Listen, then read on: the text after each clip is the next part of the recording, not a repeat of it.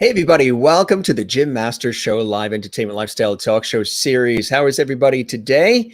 It is Saturday at the time of our live broadcast. Nice to see all the smiley faces watching literally from all around the world. It's good to have you with us today. I am your host, Jim Masters. This is our entertainment lifestyle talk show series where we have a lot of light, love, levity, good times. We always learn something, amazing guests, inspiring conversations.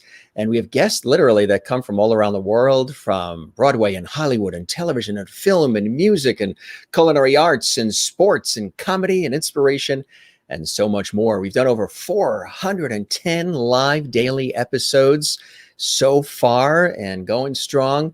And as you guys know, if you watch regularly, this is an extension of my professional work as a television and radio personality, presenter and host and journalist and writer and producer, actor, voiceover artist here in the United States. That's where we broadcast this show from, the United States, from the greater New York area, along the southern New England coast between New York and Boston. And it's good to have everybody here, and we welcome you. If you're joining us for the first time, good to have you here. Check out some of our other episodes. There's over 400 you can watch on our YouTube channel at Jim Masters TV, which is really cool. A lot of our viewers do love to binge watch our episodes. If they miss anything, they always go back to our YouTube channel, Jim Masters TV, and then they watch as they're just chilling out, relaxing, or folding laundry, or whatever they're doing, having breakfast or lunch or dinner. They enjoy watching the shows. So all the episodes, including this episode today and the one we have tonight, we've got a great guest tonight. October Project's going to be with us live from New York. And right now, coming up in just a second, we have the extraordinary award-winning singer and songwriter, as well as brilliant actress MALOU BEAUVOIR. She's with us here on the show, coming up from Brussels, Belgium. In just a second, is going to be really cool. Nice to have everybody here. Hope everybody is doing well. We welcome you. And again, if this is your very first time, we do invite you to check out our YouTube channel, which is the channel that you are watching right now, and subscribe to the channel. Click the notification bell as well. That way there, you don't miss any of the content. We do live daily shows. We also do pop-up shows. We do surprise episodes. And on days like today, we're doing two shows. We have this one live at just after 2 p.m. Eastern, 11 a.m. Pacific, 8 p.m. in Europe, in Central European time, which is where Belgium is. And then we have another one tonight, again, at 7 p.m. Eastern, 4 p.m. Pacific, with the incredible pop rock band October Project. So we're doing two shows. We call this double levity when it's two shows. So subscribe to the channel, YouTube, right there, and click that notification bell so you never miss any of our amazing comments, our content, our creativity. And we welcome all the lovities all around the world who are watching. Yeah, they call themselves the lovities because in the summertime I said our show is all about light, love, and levity. And I said it too fast, and I said levity. So the whole world has fallen in love with that word, and it's part of our show, and we really appreciate that. Juanita is watching in South Africa. She says, hello, Jim and Levity Squad. Hope you're having a wonderful Saturday. We sure are. Gary's watching in Iowa. Happy Saturday to everybody here, to us and to Juanita, Gary, right? And Mary says, hello, Jim and Levity friends. Gary's saying hello to everybody. It's nice to see you, Gary. Merlin is here. Good afternoon, Jim and Lovities. Nice to have you here. Everybody watching. Gary, hello, Jimmy and all Lovities. We love this. And Screen Queen Army, that's Chris, who's watching in Northern Ireland, says, good evening, Jim and Lovities. It is evening where you are. Good to have everybody here, and we welcome everybody that's watching live and who's going to be watching us a little bit later on in our archives. We're very excited to welcome MALOU to the show. She is an extraordinary singer, songwriter, actress. She has a beautiful story. You know, the thing is, what I love about her isn't the fact that she's just a brilliant singer and songwriter and actress. She has a wonderful story. She's very inspiring. She's very committed to humanity. She's very committed to empowering and lifting people up, as I am, as you guys know. I'm big on inspiration, empowering, lifting others up, putting smiles on people's faces, and sort of helping people reignite the flame within them that sometimes is extinguished by self-limiting beliefs, and sometimes the world sort of chips away at you too. MALOU is very, very big with her music and just her stories about really inspiring others and bringing people together, unifying people. And I am, again, right there with her on that. She is live in beautiful Brussels, Belgium right now, where it's just after 8 o'clock. Let's welcome her live to the Jim Masters Show Live. MALOU, it's wonderful to have you here, and welcome to the show. Thank you so much. It's great to finally be here. I feel like I've gone through New York traffic and everything to get here, but I haven't. It's fantastic. Thank you so much for having me, Jim. It's a real pleasure to be here. It's a real pleasure to be a little part of me back in New York. That's right. You're back here in the States via the wonderful technology, right? Absolutely. And that's something I'm not great at, technology. Technology is a whole other world. How have you been? I mean, obviously, we've gone through some really interesting times in our lives: pandemic, economics, civil unrest, political craziness, all the different things that we've all been dealing with and working through. And I've been saying, I hope that, we rise out of this more loving and more unified and together.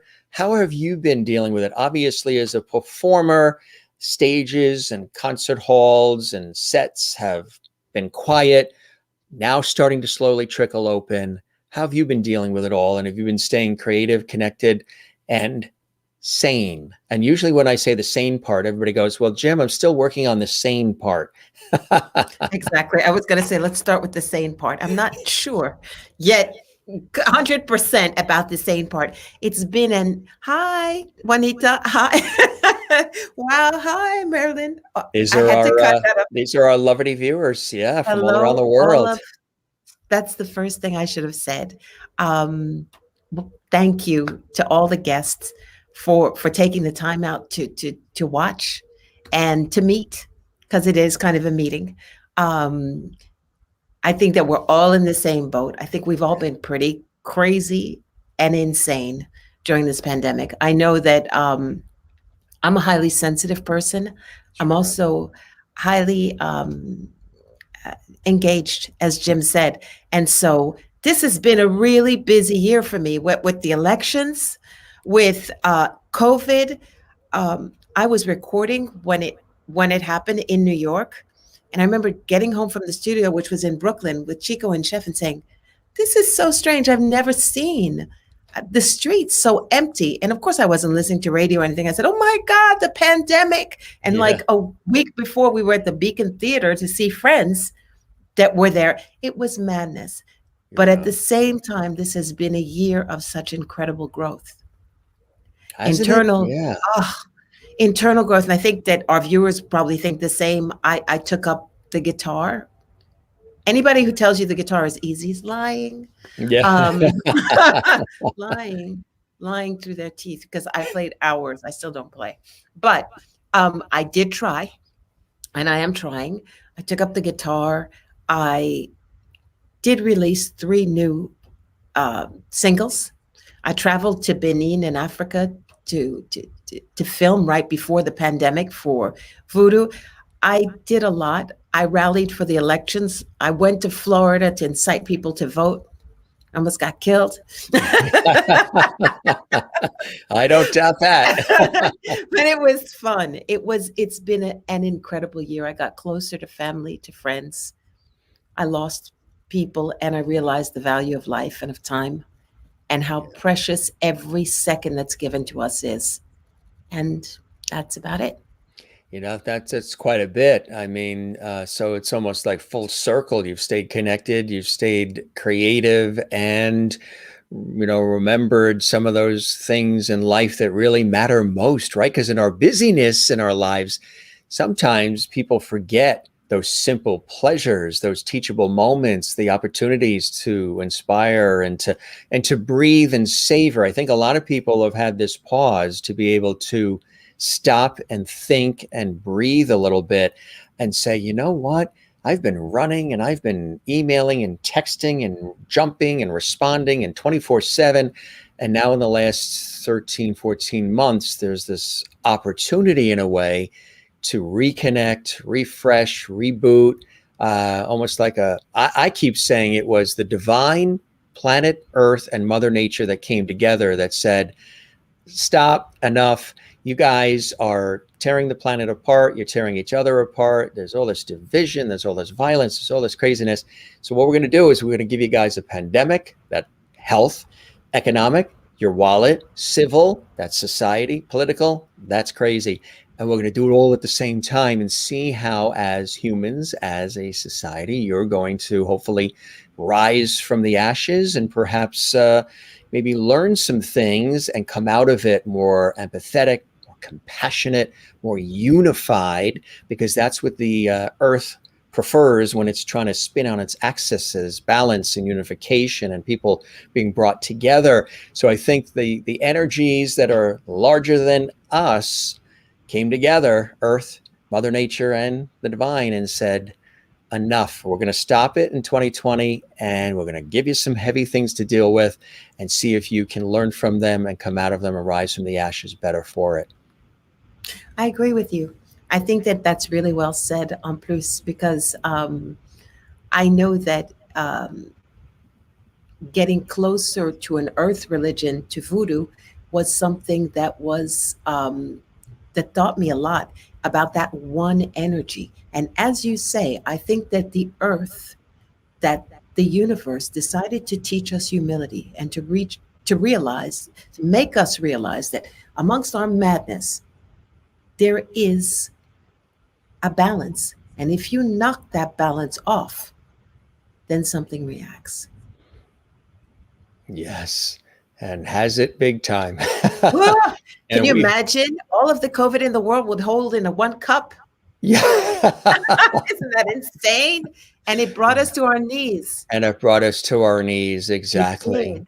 What have you learned about yourself during all of this? What are some of those teachable moments for Malou that maybe you were able to bring to light for yourself? A lot of people have been, re-examining their lives, looking in the mirror and saying, gee, this is what I want to do now going forward. Maybe I wasn't doing exactly what I wanted to do, or maybe I want to refocus or re-strategize, or perhaps now I want to tackle things I never got a chance to tackle before.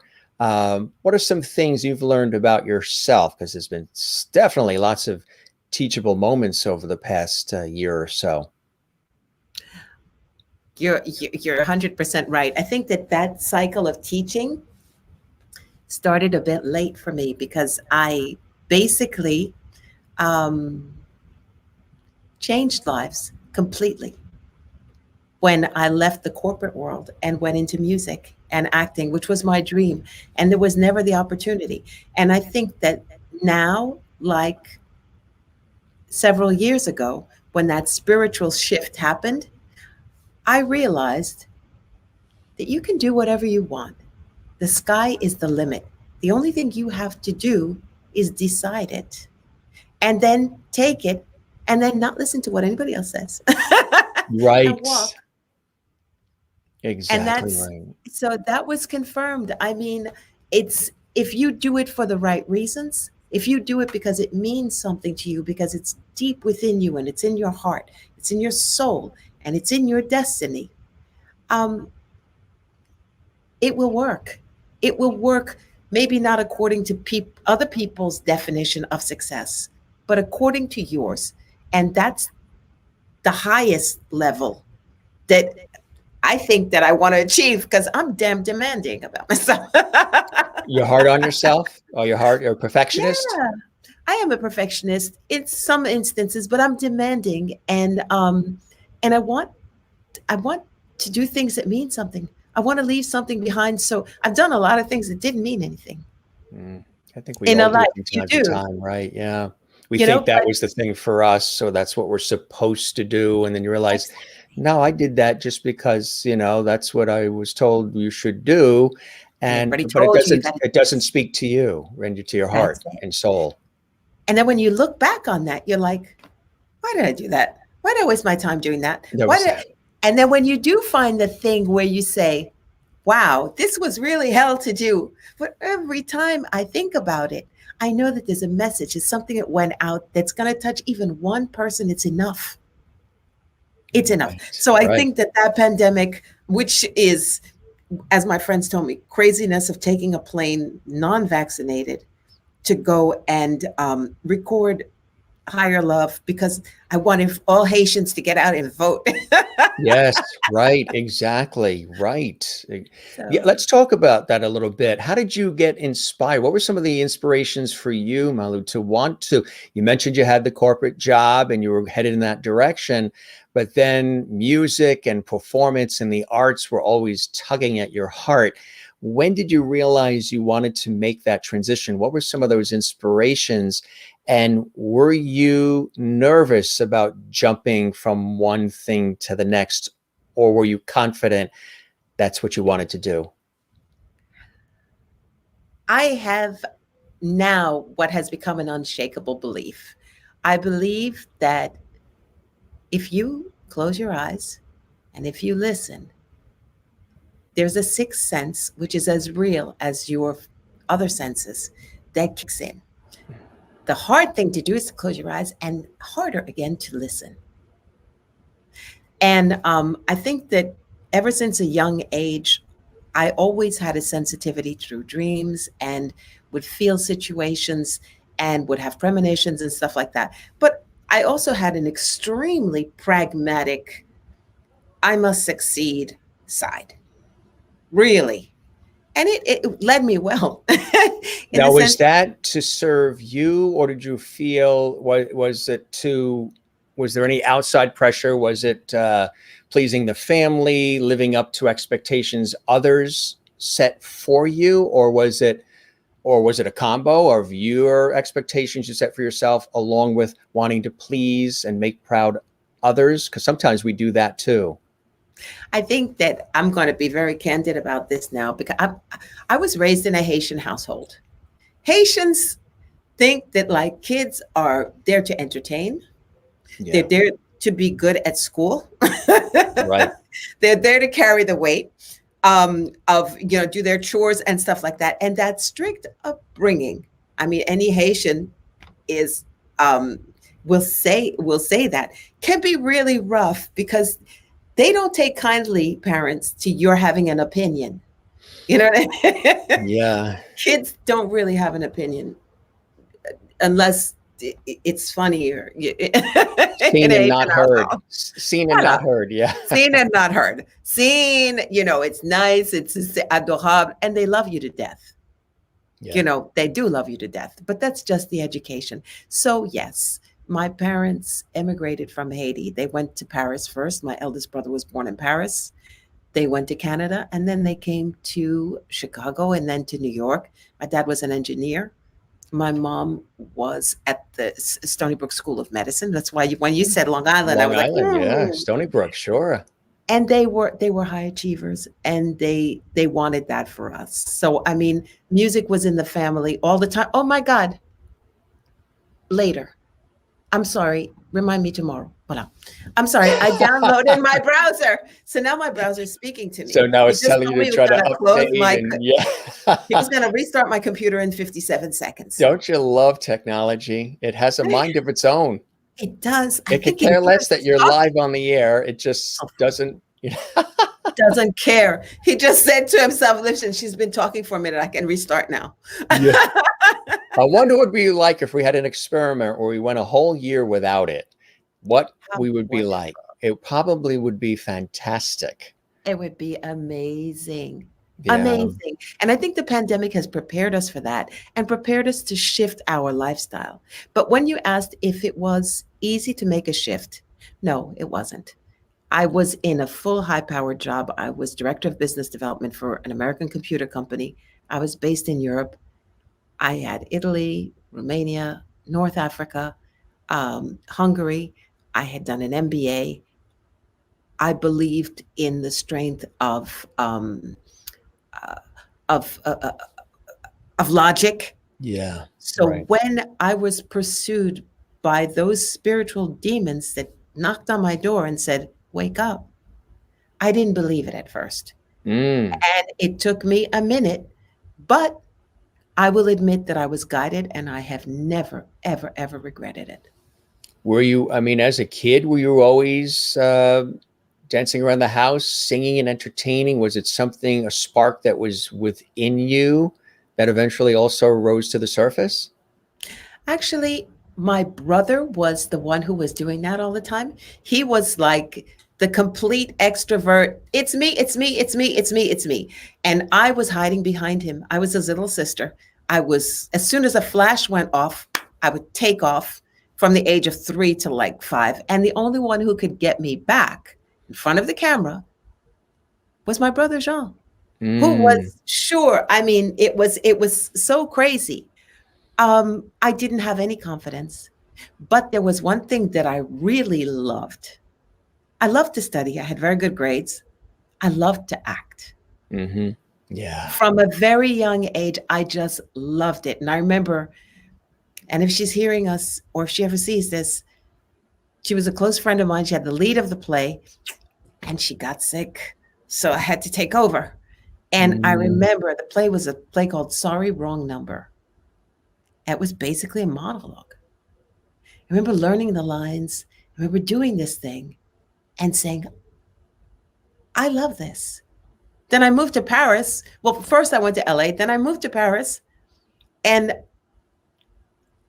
there was no space for that.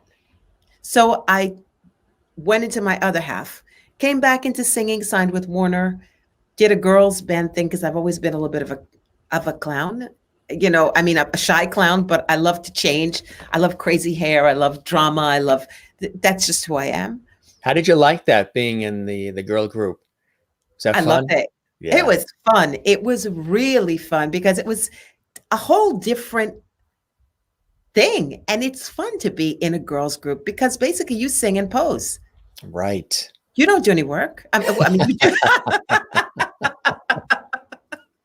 you do, you do basic work, but I mean it has nothing to do with like the self promotion now. You're just supposed to show up, look pretty, stay slim, sing. But it was short lived, and I was living in France. And at one point, the choice came up: do I want to have my legal papers and work in France and have a career and have a life? Or do I want to keep singing it? Half the people told me, keep singing, you crazy. You always have time to do the Right. rest. And half the people told me, are you crazy? You have a master's. You should absolutely sit down. And a job came up in an electronics firm and I took it. Mm, It was great because I was traveling. I was the only American in the company and I started their American company. It was very interesting. And it was, I love both sides. yeah. Yeah. I love That's both fantastic. sides. I Both love the sides, right? life. The left side of the brain and the right side of the brain, right? Yes, That's yes, what it yes. is. So, Yeah. for you, when you took that plunge, Malu, what was one of those first early door opening opportunities for you uh, that really sort of solidified this musical as well as acting career when you said, okay, I'm going to take the plunge, I'm going to dip my feet in, we're going to see where we go with this. I have a passion for it. I really want to do it. What were some of those early opportunities that happened that came your way that allowed you to be able to exercise doing what you love? Well, I'm going to say something. I was in Paris, which was my second love. I loved being in Paris. Paris was the most beautiful, astounding, incredible city at that time. I was like, oh, wow. So when I was quitting, nothing, the spirits never put anything in front of you easily. The separation was difficult with the company. I had loved the company I was with. We went through a difficult past, so the separation was tough. I left with a big check, um, but there were a lot of unfortunate words and events that led me to actually give that up. Yeah. I was really pushed to the edge of Mm. leaving that company. And I remember getting off the plane from Hungary and saying goodbye to my distributors. And my best friend from my MBA days said, let's have dinner. And I was sitting there with my briefcase and I was in a business suit. I said, what is this? And he brought me to this little cafe and they called my name. I said, what?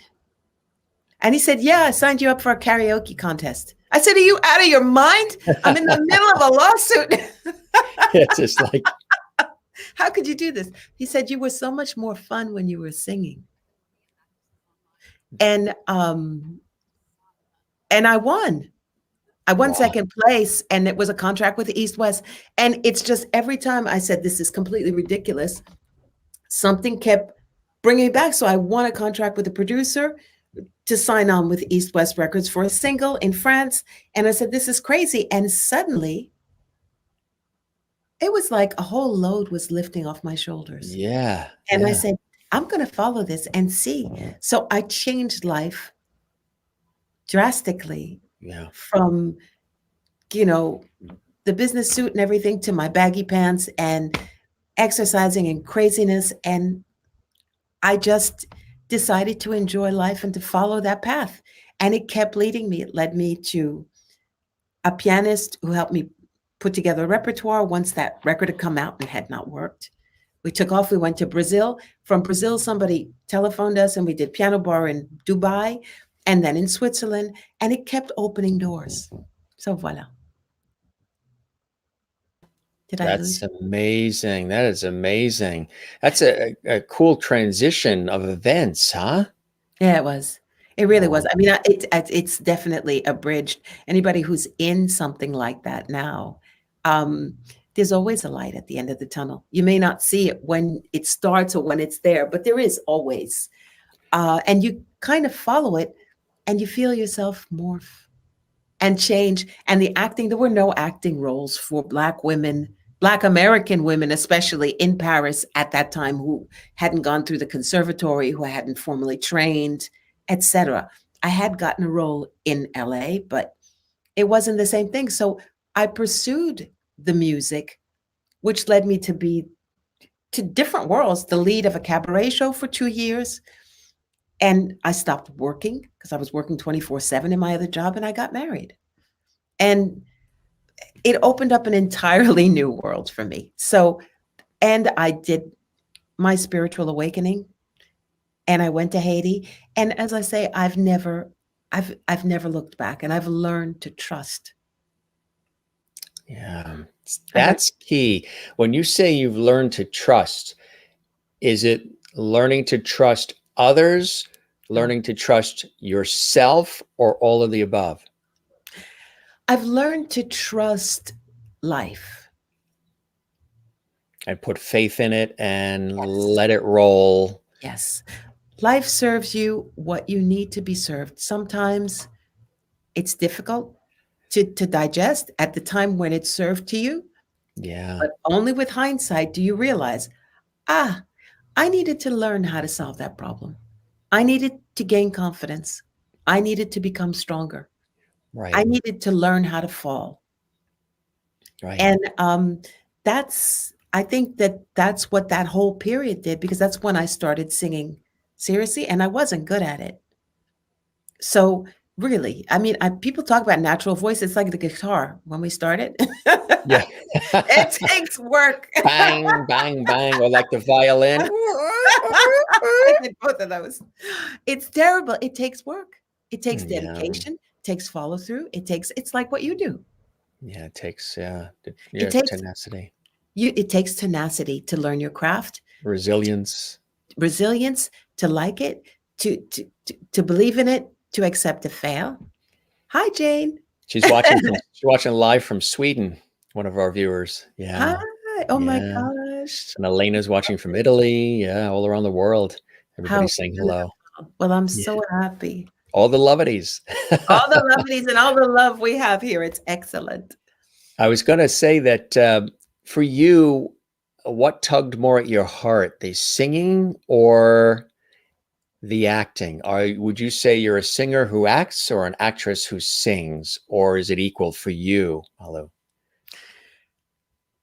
Very honestly, um, I love to act. I definitely don't do it enough. I had the opportunity during the confinement.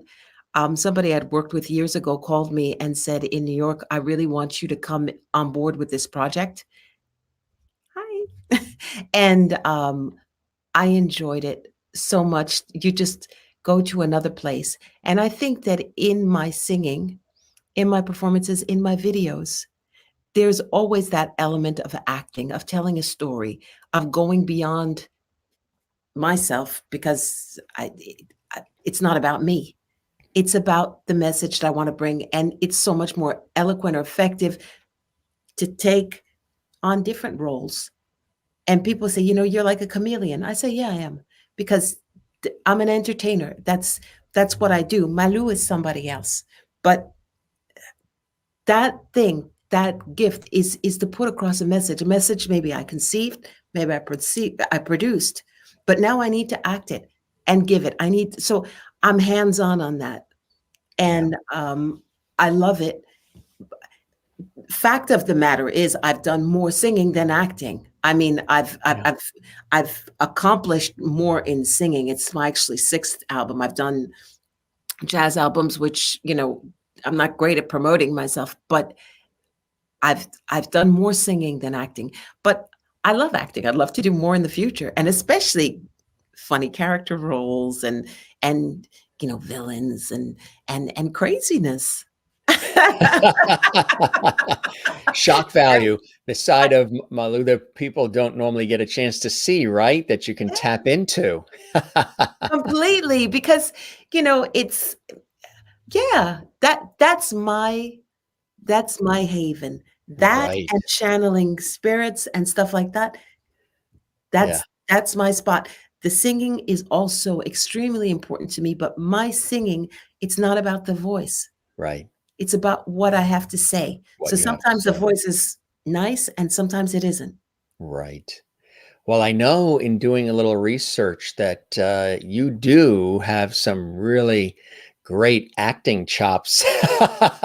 And we have proof of it because we have a reel here of Oh some my of your God. incredible acting capabilities and roles that you've had with this cool reel that we have. Let's take a look at this, gang, and then we will come back and we will chat with our very special guest. Here is Malou doing some really incredible job acting. Here it is. Thank you.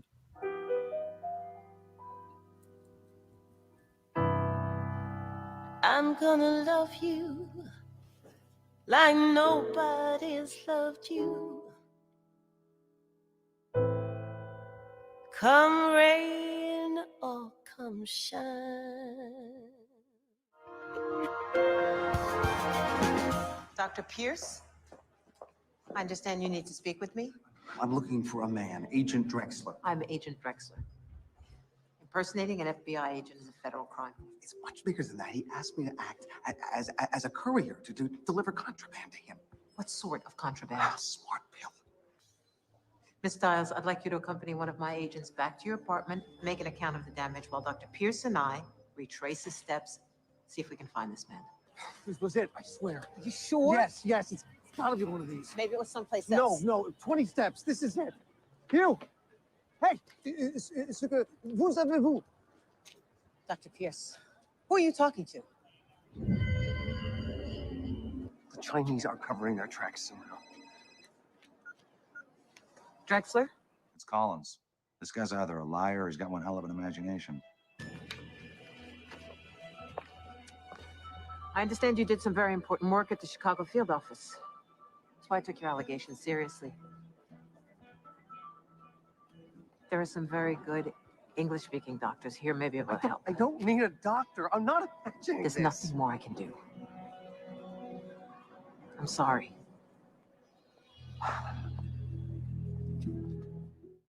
The moon shone through the night, the stars glow with all their might. But how you made a fool out of me.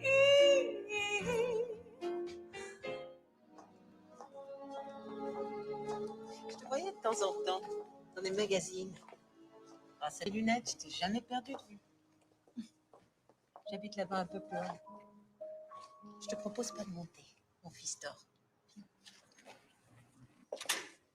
Et dis-moi, tu as aimé beaucoup d'hommes après moi? Je veux dire, aujourd'hui, tu en es où? Tu es amoureuse, c'est ça? C'est tout nouveau. Amoureuse à mon âge, c'est un peu ridicule. Do you mind if I try? Sure, go ahead.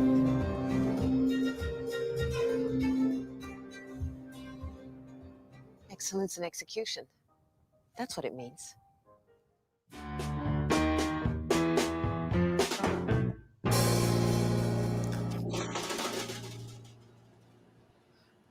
Very cool. Oh Very my gosh. cool. Well, I think Wow. I haven't updated that one in a moment, but that was, But it yeah. shows people, yeah, and you've had some opportunities there. Perception, tell us about that. That's a great, production to be a part of, huh? Yeah, it really was. It really was. It was an amazing, amazing thing because I've always multitasked and done other things. And when that opportunity came back, my agent called me and said, can you send in a reel now? I said, now? I'm packing, I'm leaving. She said, I said, I'm heading to New York. And she said, just do something. And the craziest thing happened. I was supposed to meet up with friends. It was canceled. So I found myself fumbling with a camera and doing this show reel in the beginning because I wasn't good at the lighting and stuff like that. I was trying to get it together.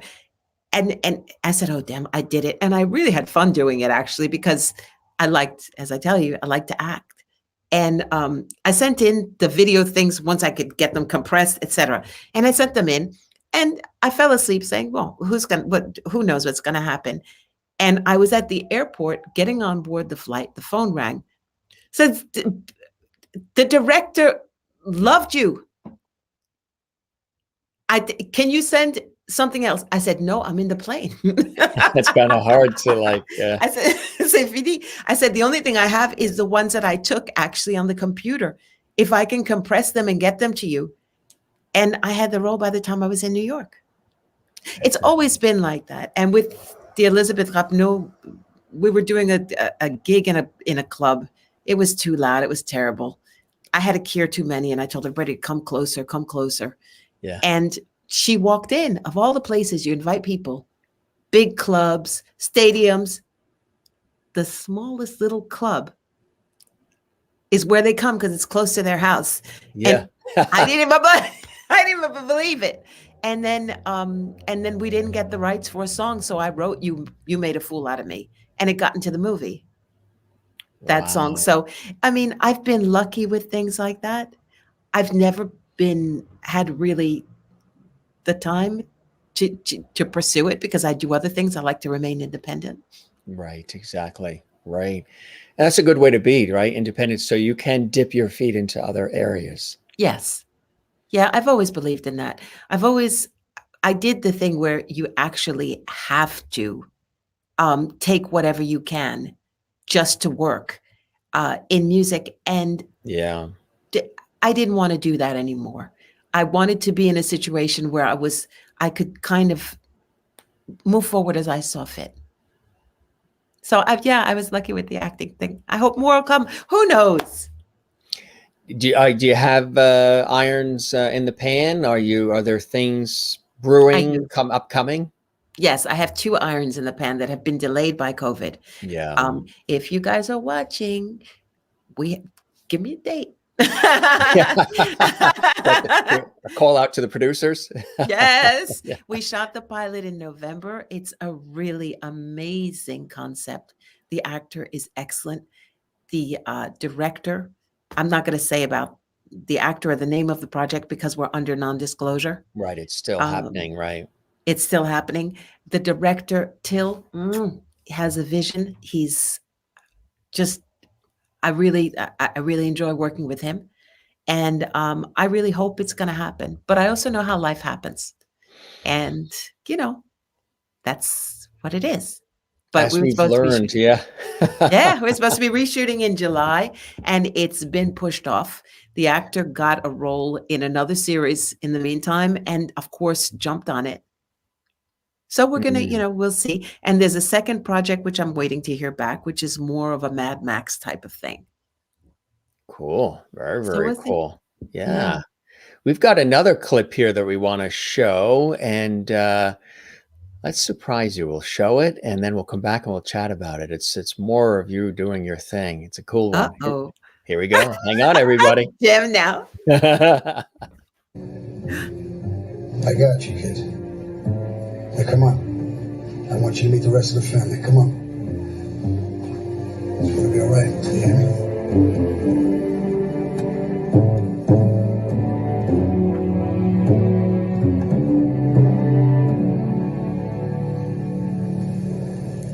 the other day I watched this boy walk into the pizzeria. You consoled him. That's correct. Who is he? His name is Theodore Graham. We call him Teddy Graham, like the cookies. So you introduced him to everybody as your family. That's right. Is that usual with Italian Americans? That's a tough one to answer. You see, my friends had no part of this. They believe in Italians stay with Italians and every race stays with their own, but not me, though. Teddy's dad was my cellmate for years. My best friend in prison. So that's where our brotherhood started. I'm shocked, actually. Why? So you're someone who judges a book by its color, don't you? No, actually I don't. Where did this all start with you, Chris? It started with my grandfather. Back when he was a young man, he did 9 years in jail. You know who ratted him out? His cousin, an Italian. My Uncle Nicky, his son. You know who killed him? His best friend, an Italian. So you have to understand something, Courtney. In our house, we were raised a certain way. Never by a skin color. Only by the heart. All these years in this business and I still learn something new. Tell me, Chris, how do your old friends feel about your new ways? That is really riveting. Tell us about that. And what was that segment from? Really? Whew. Thank you very much. That was the project I was just referring to. Very powerful. That's And going to the be, wow. the actor is Chris Mormando, and the director is Till Nerman. And I'm really hoping that this is going to happen. I cannot say more about it, but yeah, just that little teaser. So stay tuned, folks. I've thrown it to the winds. Announcements forthcoming. Yes. Film at 11, bulletins at once, right? So that's that clip there. When was that shot? November. That was in last November 2020.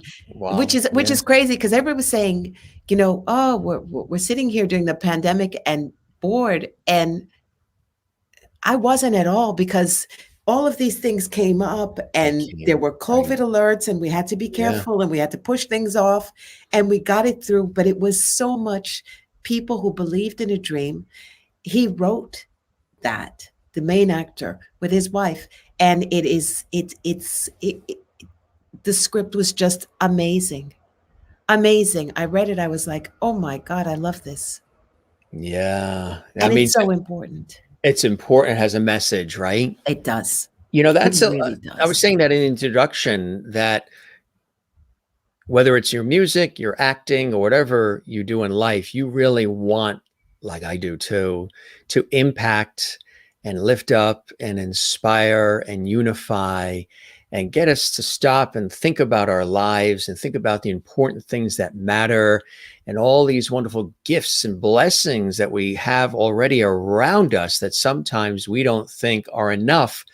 And oftentimes they really are. We just don't place value on them.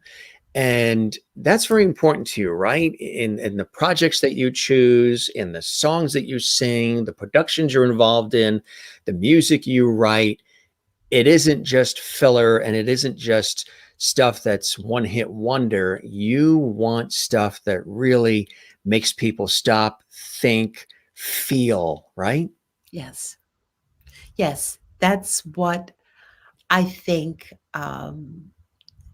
life has now given me, in the sense that I can choose that. And that's what I choose. I want people, I want to provoke thought. I want to provoke ideas, freedom to believe in what you want, freedom to try things. That's definitely. And you have a beautiful background when it comes to spirituality and inspiration, and that guides you through your life as well, doesn't it? Yeah, it does. It does. And it's funny. And I like the way you put that, actually, Jim, because it is a background in spirituality and it is linked to my heritage. And I do not impose it on anybody else.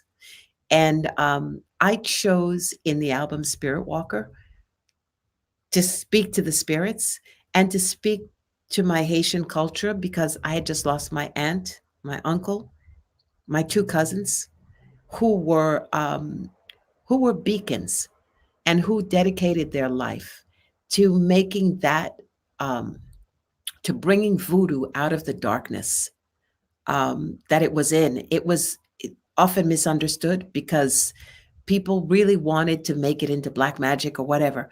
And I wasn't that deep to begin with, to be very honest. But when I realized that every time we lose somebody who's a teacher, whether Yeah. he's Buddhist, whether he's Jewish, it's a rabbi, whether he's a pope, whether he's a voodoo pope, as we say in Haiti, Mapu tombe, a big tree falls. And it's going to take so many years to bring that tree back and Right. everything that comes with it. And when I realized that these trees were starting to fall at a speed that was unbelievable, Yeah. I said, you know, my Haitian culture is an oral culture. And as my cousin told me, when her father, who was the Pope of voodoo in Haiti, he was a biochemist, he came to Haiti on a trip, he experienced spiritual awakening, and he spent his life trying to writing in the New York Times, writing books, uh, grouping people together to communicate. The Serpent and the Rainbow were based on his life, and Rachel, my cousin, is the one who went around with the author, and just never quitting, whatever Mm. happened. And when I spoke to my cousin, we were in New Orleans, and I said, I'm not going to do this. I mean, she said, yes, you are. I said, you have 2 PhDs. You're writing about everything. I'm not that girl. I'm superficial. I like bling. I mean, Yeah. it's like, I'm not that girl. I'm not going to sit down. I hate to be camping in dirt and mosquitoes. It's not my thing. She said, you don't have a choice, do you? She said, Mm. because we have un devoir to transmit that culture to our children. Whether they accept it or not is their own business. But all of the Indians were eradicated from Haiti during slavery. Yeah. All of the voodoo culture that came, when they got together, it's an oral culture.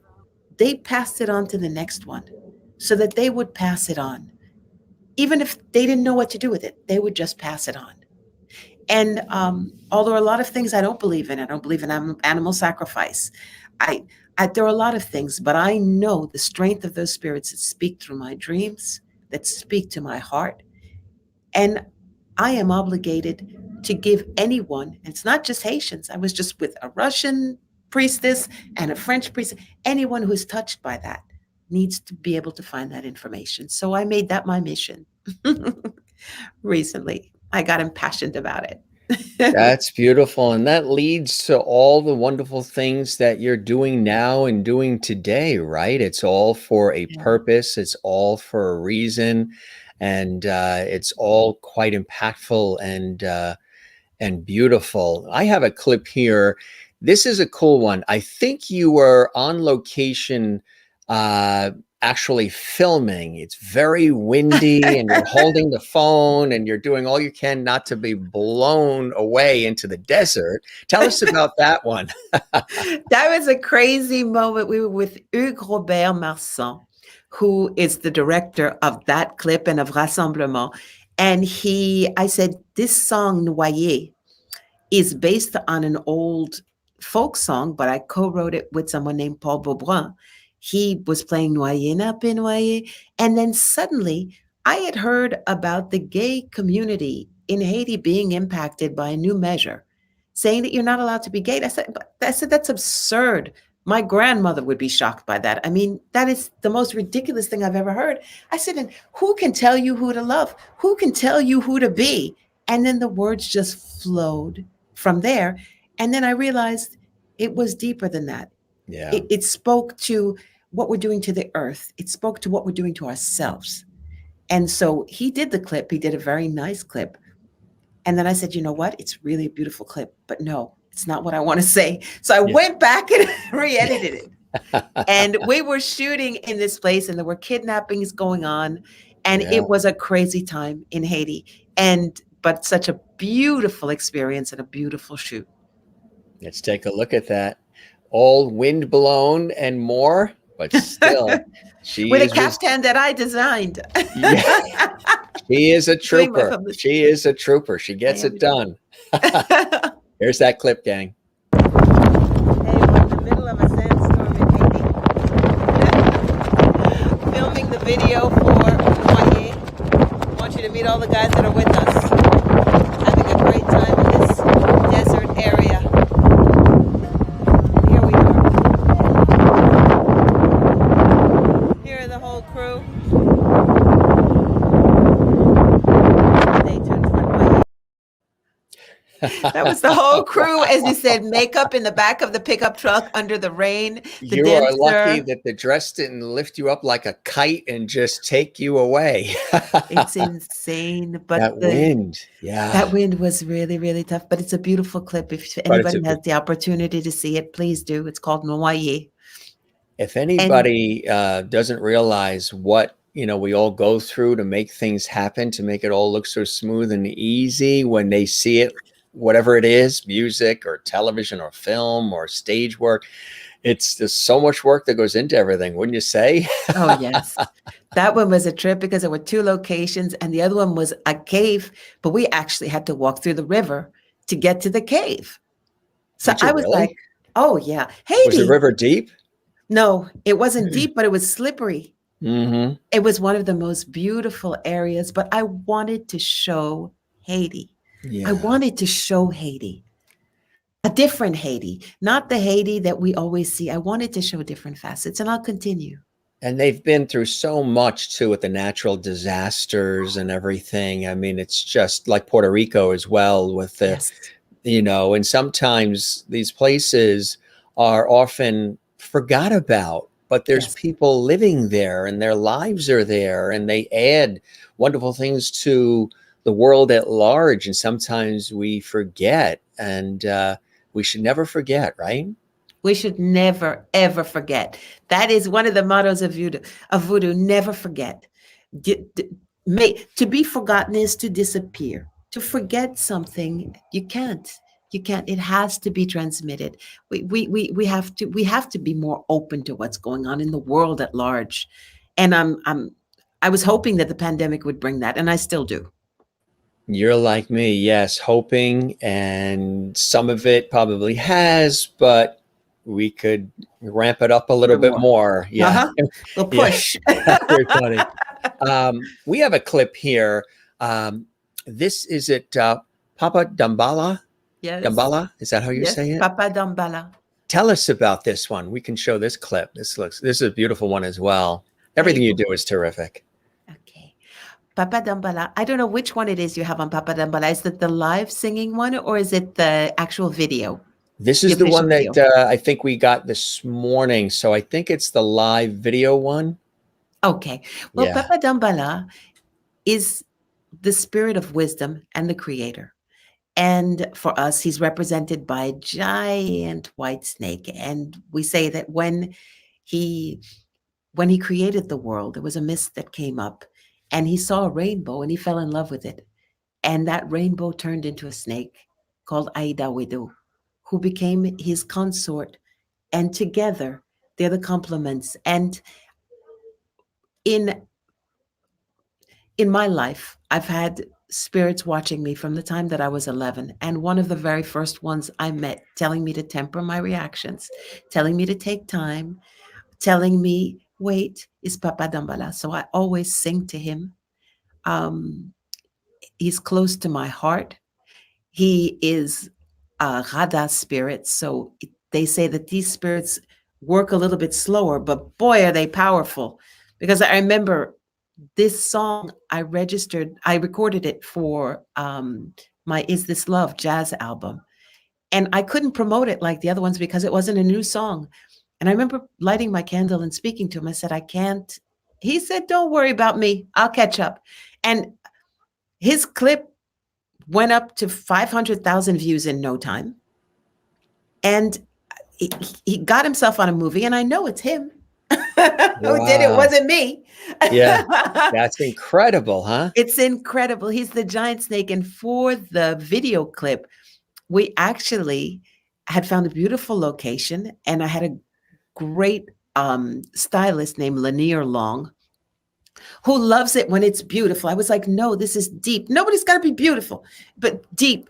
And I said, what are we going to do to give life to this clip? Because just sitting there looking beautiful is not enough. Right. Right. C'est tout. And I said, I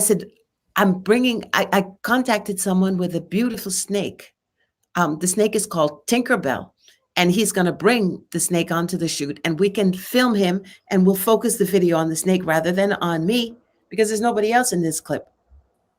And it was a snake, this, that, the other thing. And the guy who had the snake said, you can't touch him. And suddenly he took the snake out, and there was an incredible rapport. And the snake actually climbed up. It's a very heavy snake, especially a 10-foot cobra or a python. And it was like, I said, this is amazing. And so he ended up dancing on our arms, the dancer and we both held him. And I remember trying to hold his head, and he was trying to come back. I was like, I'm going to have a cramp. My arm is killing me. And the director was saying, don't move, it's got to be easy. I was like, it's not easy. But I loved it. And we couldn't separate. And the person who had the snake said, I would never let this happen. But it is so instinctive and so natural that yes. And that's how Dambala works. He found his way into this in a center spot. That's incredible, huh? Isn't that wild? Incredible. When that snake came out, did everybody jump back? The production crew, everybody was they like, Everybody treated him with a certain amount of respect, I'll admit. And that's the key. The animals and reptiles, whatever, everything living and breathing really wants to be respected on. And when you show respect, they'll usually respect back. Absolutely. And there were moments, and it's so different than what one believes a snake. And it was a beautiful opportunity for us to share that time with one for a whole day. Yeah. He would be sitting on the table, then he would decide to slither off. Yeah. Or he'd be on you. And at one point I moved and he was about to fall, and he gripped me under my leg with his tail to hold on. Logical. But it was quite surprising to feel a snake tail climbing up your leg to hold on. Yes. I was like, I looked at him, he looked at me, he was like, well, what do you want me to do? Yeah. Were you nervous or? No, I love snakes. So it was fine. It was fine. And I bet you the snake sensed that lack of fear. I'm sure. Yeah. I'm sure. And the respect you had. Yes. Yeah. Yeah. I think important. Yeah. That you're not there to hurt it, and it won't hurt you. Yeah. Yeah. On the contrary. Yeah. It was really an osmosis. It was a beautiful experience. That's so true. We have some wild turkeys actually here that appear in our yard every once in a while. And, sometimes some neighbors will chase them away, but when they come, we'll throw them a little food, and they're happy, and they'll come right up to you, and they just want to be welcomed and respected. They're just looking, for food, and they're not out to, be a predator necessarily. And sometimes we always think of people and animals as always being our enemy or the predator. And when you live your life constantly that way, that's going to be a very, very anger-filled, stress-filled, and unhappy life. I agree. And it's so funny because those are the teachings of voodoo. There's a spirit of thunder. There's a spirit of the trees, Grand Bois. There's a spirit of the earth. There's spirits of the river and spirits of the lakes. And I think that it is a reminder to realize that the souls of things live within them, and they must be respected. They must be spoken to. They have to be reached out to. And only that way can we have that harmony. Exactly. I have great respect for the ocean. The ocean, growing up along the coast and living along the coast here, is really my Zen place. And I have a relationship with it where I respect it and it respects me. It could wipe me out in 10 seconds if it wanted to, so I don't push it. But I appreciate its rhythm, its tide, its warmth, its beauty. And we have this respect. So I surf and sail and swim it and boogie board it and all those things and have no problems because there's this mutual respect. And I also realize that it's larger than me. Yes. I don't try to control it. It's larger than me, and we have this mutual respect. Just like when one of these days, I'll tell you about some of the life-changing impacts that I had when I ended up driving alone after a television shoot we did through Death Valley in August, where it's 110 degrees in a rental car after a TV shoot, and some of the incredible things I was in touch with, including self, when I was driving alone through Death Valley. And sometimes you require places where there aren't people and buildings and oceans and Zen places to challenge and test yourself. And driving alone through a place I would not normally have driven alone through, like Death Valley, was really something. That desert, that road that goes on forever to who knows where, was really, really cool. And that only happened about 2 years ago. And it was really, still, the impacts are still fresh for me. And people say it was a gift. And there are gifts presented to us that sometimes we don't even notice, right? And when you grab them and you run with them, they can be really beautiful and life-changing. Completely. Completely. What you're saying there about driving through the desert, as you were saying it, I feel the emotion that you felt. I don't know why I've captured fear at times and just confusion, but a lot of things. But at the same time, you were brought on that road to give you maybe the courage to move on to something else or to do something else. And Right. Yeah. I think that things like that happen to each and every one of us. Yes. We just have to tune into it. Yeah, I was in a rental car alone. And the first thing that I felt in the first 10 minutes of driving in was guilt. And the guilt was because I tend to be somebody who likes to create atmosphere, create scenarios, put smiles on other people's faces, inspire and lift others. I didn't have any opportunities to do that because I was in this rental car alone. Everybody left because the shoot was over, and I still had a day before our flight left from Las Vegas back east. And some energies pushed me with this rental car into the entrance of Death Valley. I would never have done it without letting people know. I would have done it with charged cell phones and supplies. And, I'm in a rental car that I know nothing about. There's no family. Normally, when you go into a place like that, you tell people, I'm going into Death Valley. I've got the water. I've got the charged cell phone. I've got food. We are driving a car that we know won't overheat or fail us. Yeah. And none of those things existed. And I was pushed in, and I went in, and I was driving, and it was gorgeous and beautiful and barren and raw and real. The opposite of the city and the zen of the ocean and the forests and the suburbs and all the other things. And I felt tons of guilt in the beginning because the guilt was that I didn't have loving family and friends with me to share this with.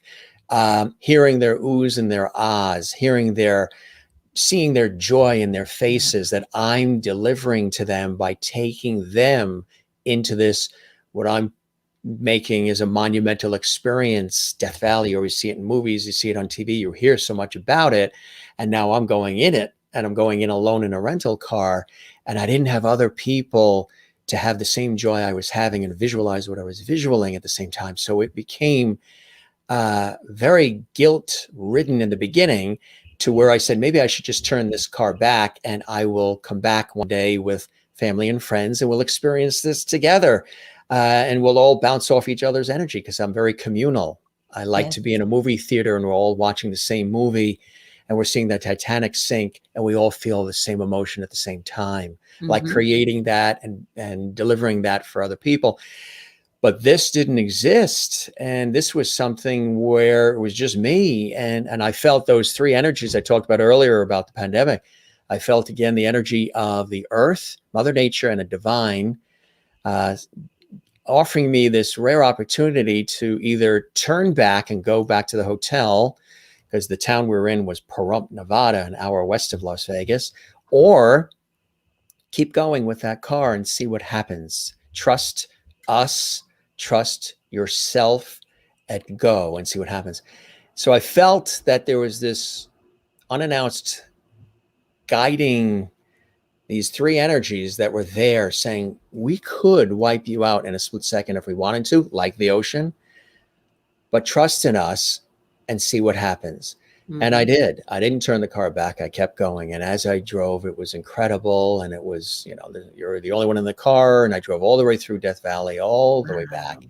And people will say, well, what happened? What was, That's that's amazing. beautiful. And that was a gift and all. But how did that change you? What did it do? And I said, it did three things. The first thing that it did is it was a liberating experience, because within those first 20 minutes where I felt guilty that I wasn't sharing this with family and friends, they weren't experiencing it with me, which heightened the experience for me, because I like to be the presenter of joyful moments for others and caretaking. Come from a family that likes to do that, caretake for others. This was just an experience that was only mine. It got me to realize that there's going to be moments in life where I'm the only one in the room. And this fantastic thing, I'm looking in the sky and there's a meteor shower, and I'm the only one that's seeing it. Yes. Nobody else. The person next to me happened to be looking away.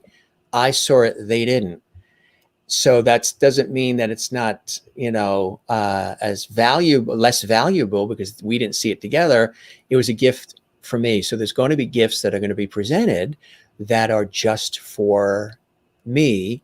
And that's great. That's fine. Soak it up. Don't reject it. Don't turn it away. The second, so you don't always have to have the loving family and friends in the car when these moments happen, because sometimes there's not enough time to even call them, get them on planes and get them to Death Valley to be able to experience it with you. Very true. Second thing is put the oxygen mask on you first before you want to put it on the person next to you. I've always been raised and always been of the ilk that help thy fellow man, help thy neighbor, help that other person first, get them secure, get them happy before you tend to you.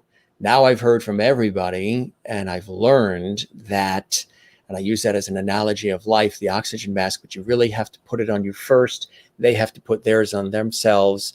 And then if you have it on you and there's a struggle next to you, help that person, but you got to put it on you first. And the third thing, just by driving alone through Death Valley, was that the world is going to continue to spin on its axis, whether I continue to put out all its fires and rescue it from itself and always constantly run to everybody and save everybody and do that sometimes at the expense of my own fire that's over there that needs water. So now I say, I have a little bit of a fire simmering there, a little bit of a volcano bubbling up. I need to put some water on that, and I'll be right over to help you. But I need to do this first. Then I'll be over right. I'll be there for you, but I got to do me first. And not everybody has like that. I'd say there's about 2 or 3 people that sort of fell off the face of the earth because they were so used to me running, jumping, doing, being, saving, head on shoulders type thing constantly, all morning, noon, and night. But yet at the same time, it's brought in this extraordinary energy that has surpassed that, where people are like, boy, I want you at the party. I want to collaborate with you. I want you here. I want to team up with you. I want you a part of this. It's always been like that, but it's been tripled by being less available, by tending to one's needs, allowing the liberation of not always having to have others in the room for it to be fantastic, and putting the oxygen mask on myself first. I wasn't going to tell you all that, but because, we're celebrating. I'm glad you did. Thank you. I've shared it with people so far, and everybody says you should write a book. And they say, we didn't need to be in the car with you, Jim, because we feel the essence of it, the way you describe it. but I share it with people where I feel a kindred spirit and an understanding of what life's all about. And I feel that with you, that you get the Death Valley story, as I call it, without even having to be in the car with me. Yes, I do. I really do. And I'm so glad that you shared that, because one of the things that we often say in voodoo is that the spirits bring you something that's specifically for you. And if you pass that thing to somebody else, and it's happened to me to do that, I've received something, oh, quick, let me give it to somebody, it falls. And Mhm. Yeah. the spirit then comes and tells you, you see, it's wasted. They don't have it. You don't have it because it was for you. What is for them is for them. And when you're a giver, like you are, like I think I am, it's a very hard lesson to learn. And I'm sure that in the audience, there are many people who are saying, wow, I'm so glad that Jim shared that story, because it's hard to learn to just sit back and not be selfish, but take for yourself what's destined for you. It's a lifelong lesson. And I have said to people, why couldn't this have happened when I was 20 or 30? And they're like, you probably wouldn't have noticed it. You probably might have rejected it, or you weren't ready. You have to live life to be at that point where you're in a rental car in a barren area like Death Valley, and you're given this option and this gift, and you took the gift, you took the opportunity that was presented, but it wouldn't have been available to you, or you wouldn't have recognized it, or you wouldn't have been ready, or you might have shunned it when you were 22 years old. yes, you would have, because you wouldn't have seen it, because at the same time, you're probably so busy trying to show that you're not that giving person that people can walk all over, that you're trying to keep everything in place. And I still do it sometimes, because I'm somebody like you who wants to give and wants things to, and sometimes it goes too much. Yes. It's that simple. And then you have to sit back and say, oh, damn it, I did it again. Right, right, exactly, I right. did it again. The only thing I can do is apologize. I'm not going to shoot myself. Right.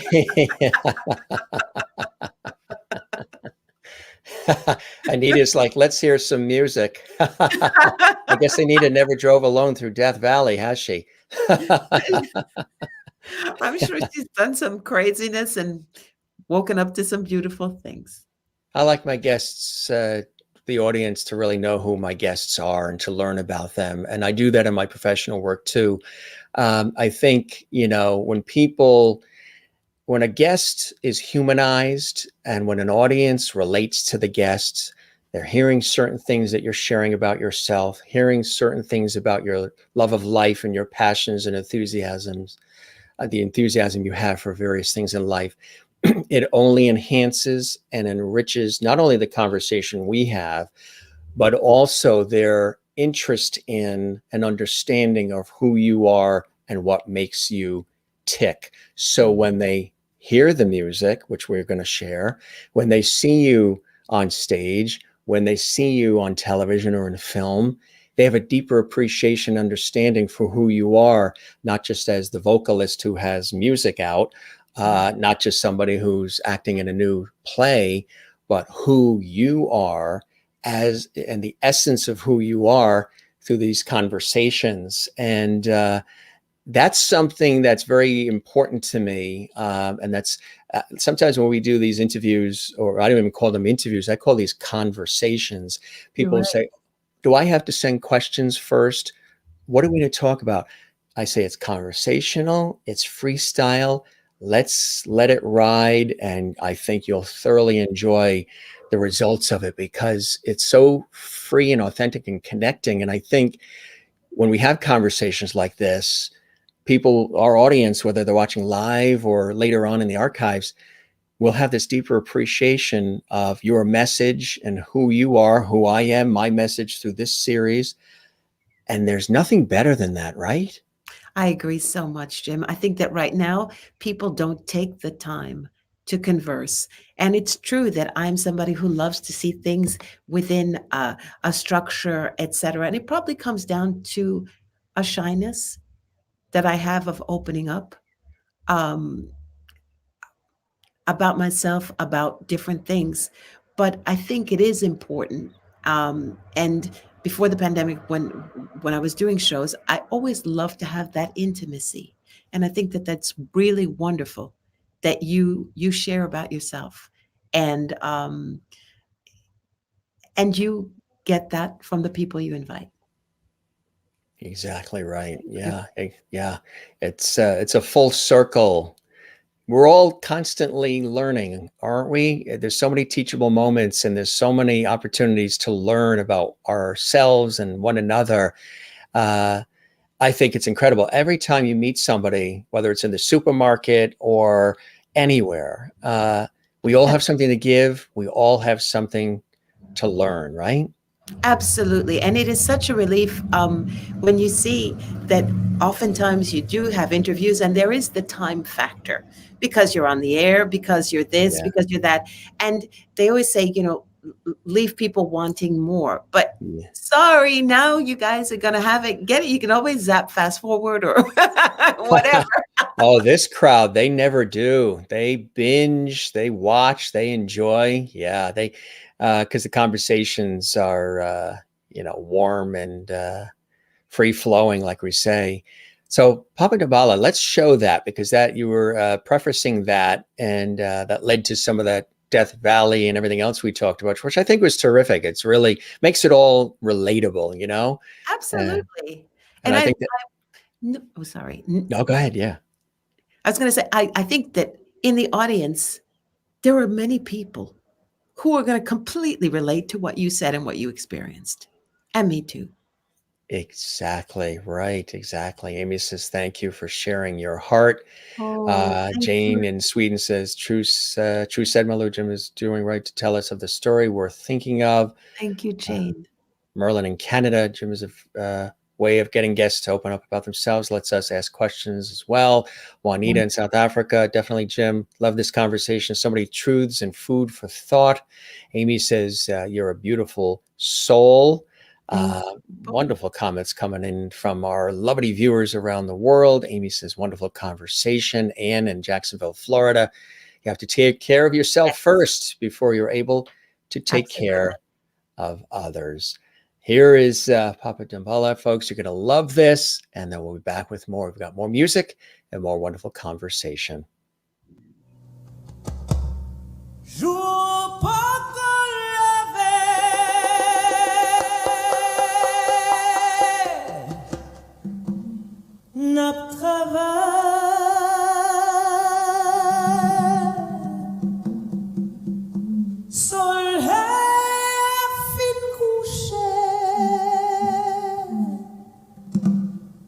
Si moun gade nap travay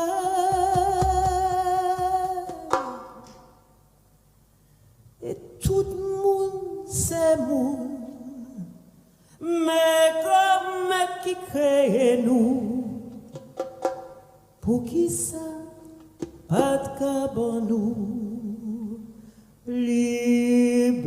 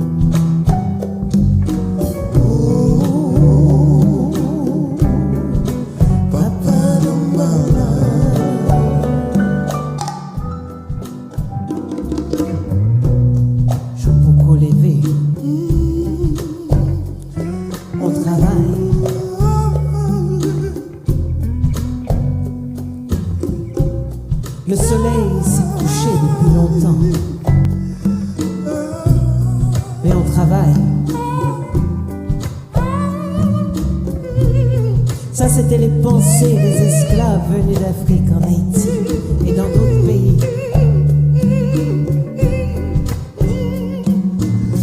Et qui cherchaient auprès de ces esprits la protection,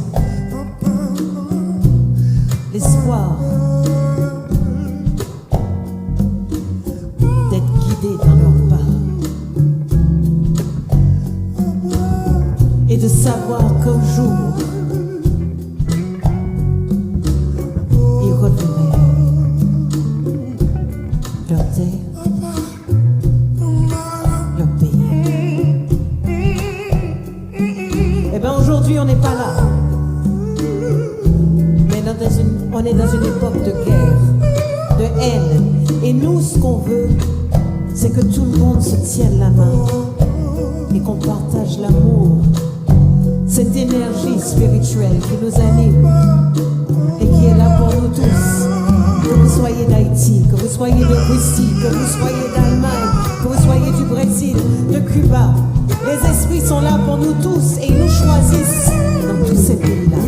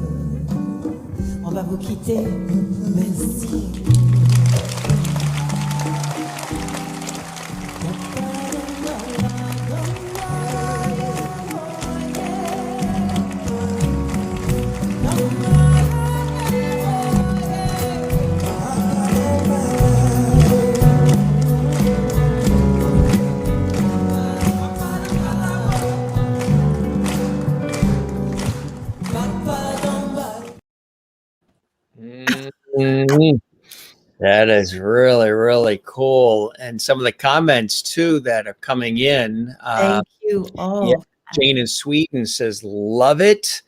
And so, yeah, we're reaching all over the world here. People are just really being so expressive. And I think that's beautiful. Merlin in Canada, love, love, love your singing. So soothing. Juanita in South Africa, wonderful. You have a beautiful, soulful voice. And wow. What a strong, nice voice with all kinds of cute emojis. Mary Bishop in Florida, USA. Such unique, uplifting music. Love this. Anne in Florida. Magnificent. Amy says, such a beautiful voice. Mary also enjoying our conversation, saying great conversation. Loving it. Everybody's loving it. And thank you. Sherry Larson says here, just in time for some wonderful music. Good to see you, Sherry Larson. When you get that kind of feedback and people are really touched by the music and the words and the meaning and the melody and the instrumentation and all of it, I'm sure it touches you as well, huh? It does. Thank you so, so much. Because, I mean, It's in French. What I was saying, I was singing in Creole, but saying in French that the spirits are here for all of us, whether we're Yeah. Haitian, whether we're Russian, whether we're Swedish. My niece and nephew are both half Swedish, whether we're French, whether we're here to all hold hands together Yeah. and to take off in love. And I'm very happy that the message went through the music. Absolutely. It sure has. Thank you guys for all those great comments. Christine Clifton's in North Carolina, USA says, hi, Jim and Lovedies and Malu. I've been listening to the conversation. So beautiful and deep today. Have enjoyed hearing your life stories and some things fall in place for you to follow your passions. That's Absolutely. beautiful. That's what it's all about. That's what we do. Amy says, your heart comes through in your voice. Thank you, Amy. Yeah. I've got Thank you, another Jane. clip Thank you, too. everyone. Oh, absolutely. Those are the Lovedies here on the show. Got another clip. Yo-Yo, it's a short one. It's like a minute, but tell us about this one. This is a great one too. I was listening to this yesterday and really enjoying it, enjoying all of these. This one is a song that's also on the Spirit Walker album.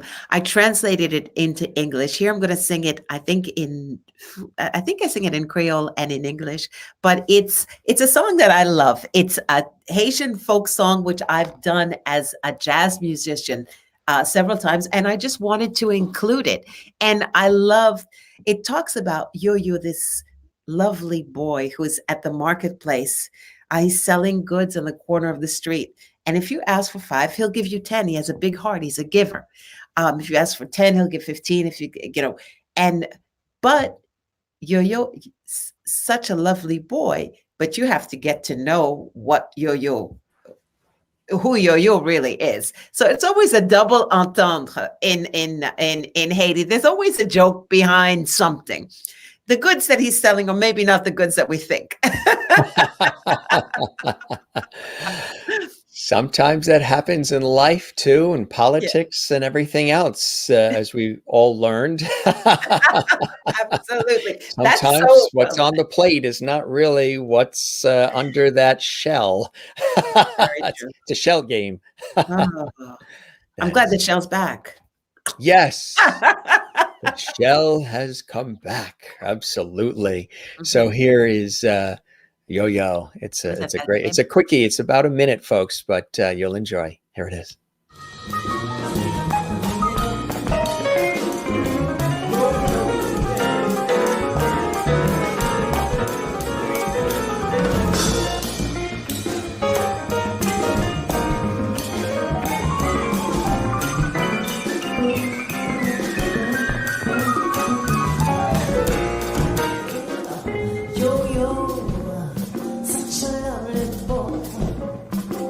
Sells his goods in that market down the street. When you ask for 5, he'll give you 10. When you ask for 10, he'll give you 15. When you ask for 15, he'll give you everything he owns. But you know Yo-Yo, my baby got some Yo-Yo, not a good boy. Don't know Yo-Yo, get to know Yo-Yo. Yo-Yo, Yo-Yo, Yo-Yo, speaks such lovely French when he says, Mademoiselle, je vous aime.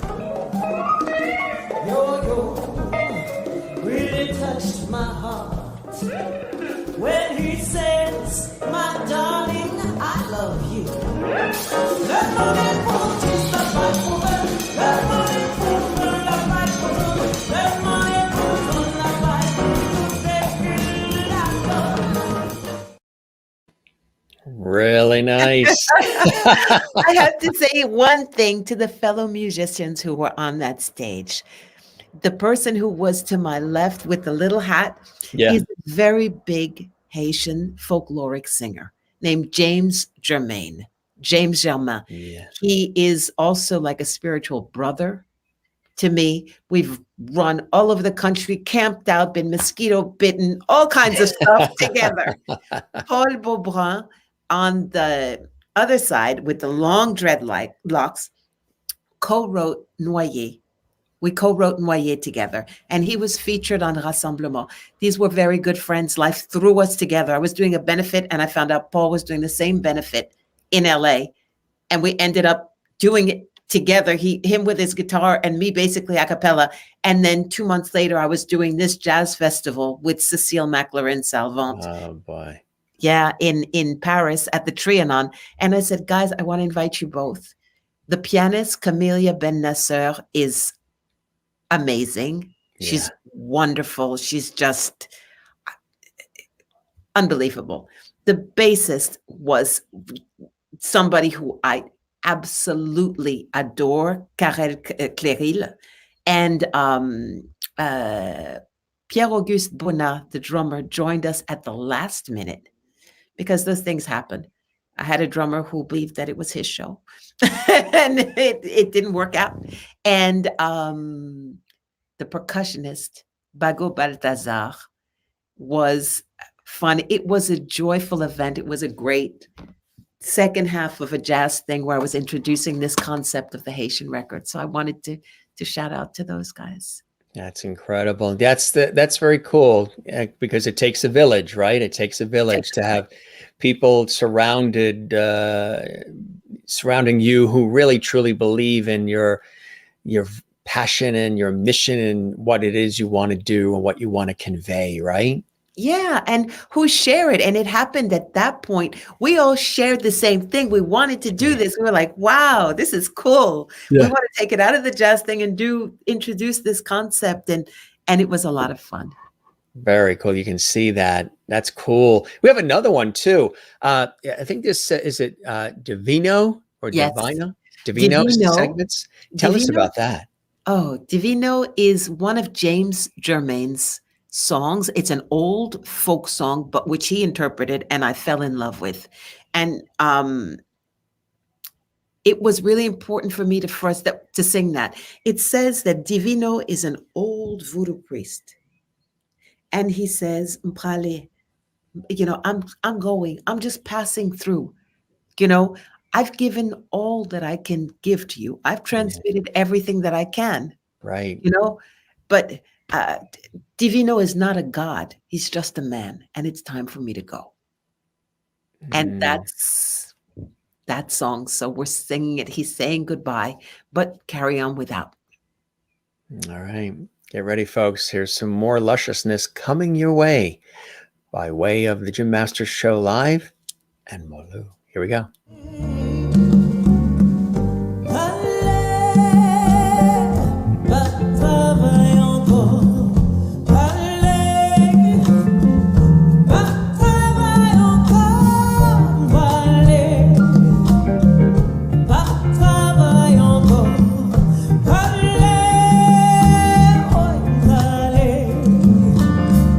Divino,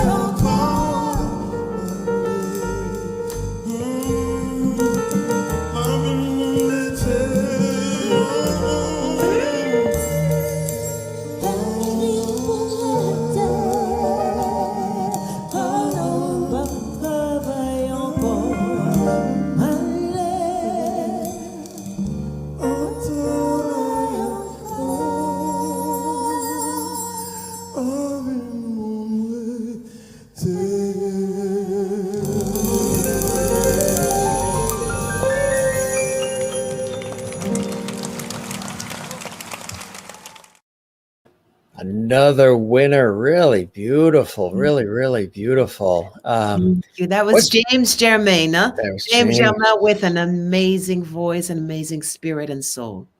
Absolutely. You love when you get a chance to work with folks who are kindred spirits in that way, right? Yes, I do. I really do. And our story Sometimes is that's a long rare one. too, when you get It's to do that. really rare. Yes. Sorry, it Yeah. came out heartfelt because it's Yeah. really It's rare. It's rare. I knew so it. Yeah. difficult, because we're different people finally, Yeah. When you look at it, it's not anyone's fault. Life brings you, when it brings that thing at a specific second, it is a gift. Yeah. And Paul, at that time, it was a gift. Camellia, if the whole thing, it was hell to get there. Yeah. Right. That's And sometimes that makes the experience more richer. It's all the effort, it's the journey, as opposed to if it just was so perfect right in the beginning, you might not have appreciated as much as all that you had to go through to make it happen. And then when it just gels like that and it happens, wow, you want to almost bottle that up and sell it. And it's tough to almost recreate sometimes because it's so fantastic. It is. And that concert actually led us to the start of Spirit Walker. And then the spirits pushed me in another direction to keep it going in that way. And it's good. I'm very happy. Tell us about Spirit Walker. Tell us about, what it is you want people left with upon hearing those works and that material that you've worked so hard and poured so much of yourself into, Malou. Thank you.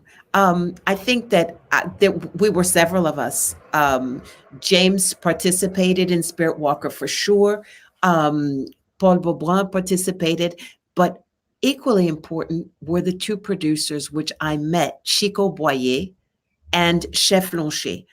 And I remember getting to the studio and saying, I want things to be precise and this and that. And Chico, who's a wise man, looking at me and saying, you want everything to be perfect, but that's not the way things happen. You have to walk through the mud and get your feet dirty. And that's where the soul and the emotion comes from. And now, so many years later, I look at it and I say, he's so right. He's so right. It was a real adventure. I needed to reconcile my spirituality and my music. And being a private person, I didn't always put those two things together. Yeah. And I always said my music is one thing, my acting is, and my world is mine. It's private. It's voilà. And I'm not great at promoting myself, so it was easy. And this really forced me to go out there, because we changed direction halfway through. And I'm walking to the studio, and they looked at me and said, "What are we doing next?" I said, "All right. Okay." Yeah. And I went back. I said, I have this arrangement that I want to do for There's a Man, and I want to have this for that. And we're going to co-produce this. Mm-hmm. And I want to put hip hop beats. And I want all the Haitian kids that are listening to music from all over to listen to their own folkloric songs, fusioned with new sounds and funniness. And I want to do really crazy things. And then I want to start like a leather jacket collection with our spiritual symbols, put on, and tattoos. I want to make this popular. I want it to become a popular movement. I want, younger Haitian singers to work with this. And I did a duo with a girl named Haiti, who's from a different generation. And I said, it's super important because I want us to get back in touch, because that's the only way that Haiti is going to rally up to fight the battle that's ahead. Yeah. Is for us to love one another, to love our culture once again, and to love the earth we stand on. And I'm bringing my little stone. I mean, I'm not going to write an archaeological or an anthropological book. This is my thing. And then it led to the video. Then it led to another step and another step and another step, and to a documentary that I'm working on. So it was actually a path, that whole thing about putting the oxygen mask on yourself first opened doors. You had to learn to do that too, huh? Yes. Yeah. It did. When I'm on an airplane and I hear them say that, 10% of me still cringes about, no, no, no, you're supposed to help them first, then help you. But now I know we're No. all supposed to grab the mask, and if once the mask's on you, and definitely help others. Don't let people struggle, but everybody, you have to do that. And sometimes that doesn't come naturally. Yes. You want to jump and help others. And sometimes you're even, Yeah, you don't want to do it. And you say to yourself, and it comes from several places. But I think that in having to do that, I discovered another part of me, yes, another voice in me, literally. right. And a And that's passion. a beautiful thing, isn't it? When that rises to the surface. Yeah, it is. It really is. And I think that once it does happen, it's yours. And sometimes you have to walk through the fire to make it happen too. Yes. Like that segue? That was in Noyer with Raphaël François, the dancer, the incredible dancer who was dancing in Noyer. We were and it was windy as anything in that scene, but it was a moment of, she's so incredible. It was a spiritual moment. So what's the ritual? What's actually happening? What are we seeing happen here on the screen? Because this might be new for some. It looks absolutely incredible. Even the pose is amazing. Yes, it is. She is an incredible dancer. The song Noyer, as I said, speaks also about the injustice that we live through, and those who go onto the site and see the clip will see it. But the main voice is saying, Erzulie, goddess of love, Erzulie Maman, Erzulie mother of this universe, of this earth. If you see me drowning, please reach in and take me out. Help me. Sauver la vie Timunyo, save the life of the children, save the life of the young people. Jovia, prends-nous, take me. And we were simply saying, please, spirits, we are two mother figures. Bring through us the love that you have for your people. And the fire in Haitian voodoo is also something to speed things up. So we were just asking for their benediction through the fire to help Haiti in its problems, to help Haiti in its kidnappings, to help us get home from that place. Yeah, I know you're so involved in that. I have a couple more. We have another video we're going to show, but we have a couple more beautiful shots here that we want to make sure we get in. Tell us about this one.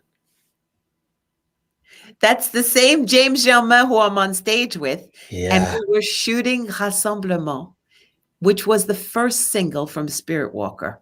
And that song starts with a battle cry. It's like, Sobodada, assemble, get together, everybody assemble. Yeah. And we were shooting that my uncle had left, had passed away. My cousin had passed away in the temple where we were, and in our family temple and home. And it was the first ceremony that was happening in that place since they had passed away. And so we said, come on, we're going to bring life. And the king of voodoo, Augustin Saint-Cloud, came with a troop of 30 people, unbelievable, from 4 hours away. And he said, we're coming. We're going to heat up, to wake up this and to celebrate them. And we were doing this video. And James, as an artist, came. You'll see another young woman, Aiti Coles, who's a big artist, who came on board. And we just had a great time, drank rum and enjoyed with the dancers. Voila. Yeah, that's it. You gotta live. You live once. Life is short and precious. Love this shot here too. Thank you. It's beautiful. That was with all the dancers. Wow. Some of the dancers. There were a lot of dancers in that clip. Yeah. It's another. That was the director. That is the director, Hugues Robert Marsan, who is also the director who did Noyer. And he is also the director with whom I'm working on the documentary from Graph City. So that's on voodoo. So we've traveled to Benin together. He started with this one in Haiti. Beautiful vision, beautiful Yeah. eye. He's also a photographer. He lives in between Haiti and Boston. Really beautiful shots. Thank you. And that's Paul Beaubrun, who is featured on Rassemblement. And I, as usual, am giving my opinion on something, I think. And these people, Rico, who is in the middle, worked with my uncle and my aunt and my cousins for many, many years in Haiti. And Bigel, who is the shorter man on the left, also. He worked in the house. He was the person who was as the guard. And when we started to do the video, I said, guys, you're in the video. Yeah. So get it together. They were like, no, Malou, we're not going to be in the video. I said, yes, you are. Yes, you are. That's it. So we're all dancing in the video together, and it's fun. And I was made up and ready, but they weren't. But it was a precious shot for me, this one, because it's what's left of that family. Right, exactly. So it adds even more deepness and depth and more value. Absolutely. Here's another shot. Now there you go, huh? Papa Dambala, as I said, I was called, and Suzanne Baratza was doing a documentary film called Massacre River, Woman Without a Country, about a Haitian woman in Santo Domingo that they refused to give nationality to. And I saw the movie. I almost cried. And I said, what an amazing, amazing documentary about this woman who is forced to become a sex worker because she has no way of living it. She says, I was born here. My children were born here. And they're never going to give me the nationality. They're never going to give me the right to live. And Massacre River is, of course, in the 40s, 40,000 Haitians were killed in that river. Yeah. So I felt that it was extremely, extremely important. And she actually chose Papa Dambala for the end credits of the film. That is beautiful. That is beautiful. Thank you. I love this too. When we all vote. I don't know if you have enough light because the sun is setting. I think you see me okay. It's kind of cool. It's very intimate. It's just, it's very deep and sorry. I can turn on more lights, but I would have to get up and leave you guys. I would that's okay. Looks fine. So this is cool, right? Your vote matters. This is what you were talking about. Yeah. Absolutely. Because my cousin works with the Haitian Ladies Network, and they were in partnership with When We All Vote. Yeah. And Michelle Obama. And I said, I want to participate in this. I want to do this. And I wrote and I wrote and I wrote. And I said, I'm taking Higher Love. And I start the beginning of the song by saying, I believe that we all have a voice and we need our voices to count. And it's like an old, like an old rhythm and blues song. And then it takes off into Higher Love. And then I put a Haitian chorus in there where it says, people from our place, Unmittement Ensemble, let's put our hands together. To rise higher, we have to put our heads together. And so it was like 3 different aspects. And then I put it out as that cover and promoted it to get people out voting, especially Haitian Americans who were like, well, we don't have to, we have to. Yeah, because every vote, like you say, every vote absolutely counts. And then we have Ken Bem. Tell us about that one. What is that one? Ken Bem? Tell them about Ken Bem. Yeah. Ken Bem was written around the same time as I was doing the Higher Love cover. Yeah. And Ken Bem is a song that's extremely, extremely deep to my heart. Yes. Because I felt it was important. There is a schism between the church and voodoo, and there's no reason for that to happen.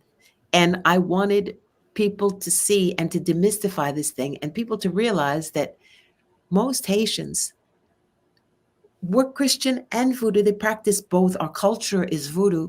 The church, my mother was brought me to church. My father was outside of all religions, but his family would tell me colorful stories about the spirits and about birds flying and about this and that. And I want to keep both. Yeah. Both are my strength. And Yeah. I think that all Haitians should want to keep both. And when you think that voodoo was illegal in our own country until 1987 and is still illegal in places like Jamaica and stuff like that, you wonder, because it's our culture that's being squashed. And until it comes out into the light of day, and people who ask me on Facebook and on my sites, Malou, can you tell us more about this spirit or about that? I said, we all should be able, there should be a voodoo university where you can come and you can learn not the superstition, but the facts about it, how the different tribes came from Africa, the influence of the Indians, what the plant medicine that goes with it, everything, the good and the bad, but just demystify it. So Kambim was my way of saying, everybody says, oh, don't tell this and that. I said, I'm going to put my foot in it. I'm going to St. Bart's Cathedral in New York, which was a miracle, because I didn't know it was there. I went online to look for Beautiful, isn't it? Yeah. an inexpensive place to film, and my spirits brought me that place. And voila. And it's an adaptation of Brendan Graham and Rolf Loveland's You Raise Me Up. And I wrote the lyrics in Creole. And when I asked them for their permission, Brendan wrote back and said, I absolutely love this. And I wrote this for spiritual reasons. And you should read a book that I read called The Whitest Flower, where he went to Australia and he had spoken with a representative of the Aboriginal tribes and was speaking about their culture and what they had gone through. And he said, this is my life's work too, because the Irish also, we were made to forget our language or not speak our language, to alienate ourselves from our spirits. And I'm fighting for that to come back. And I said, I can't believe this. We're on the same page. And this song is what brought it out. And so it was really important. And here it is, gang. You're going to enjoy this. Sit back and relax and just let it sort of sweep over you, as it has for me in listening to it as we were preparing for the show. And then we'll be back to chat a little bit more.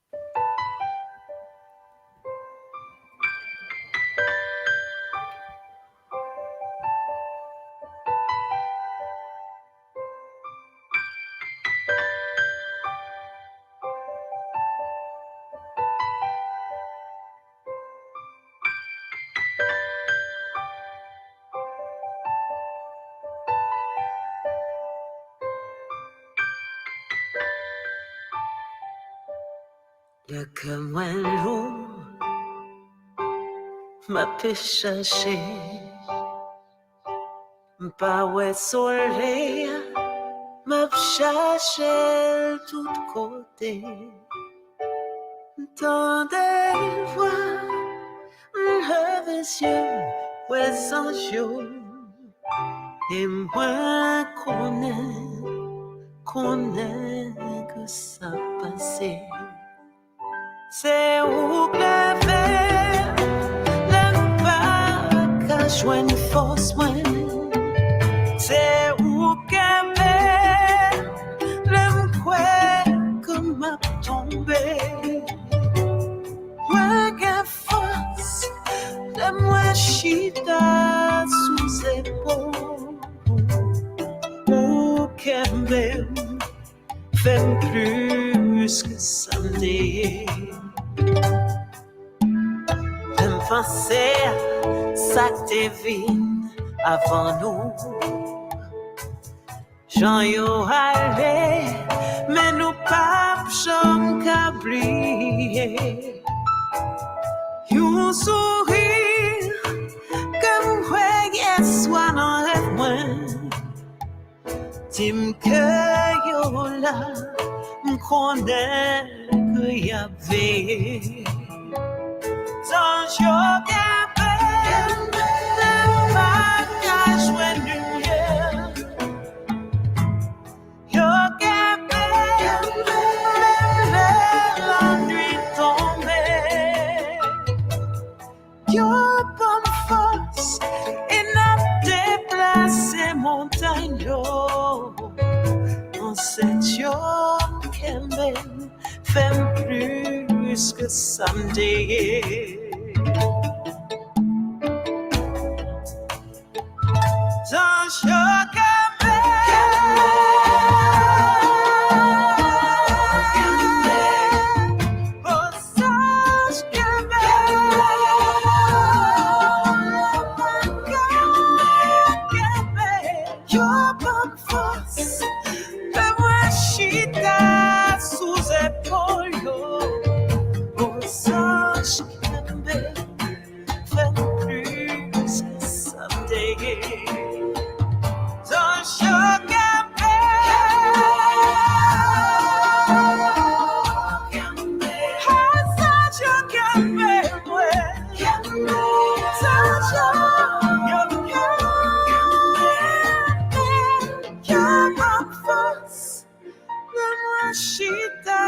sous épaule aux anges yo là tout somewhere oh somewhere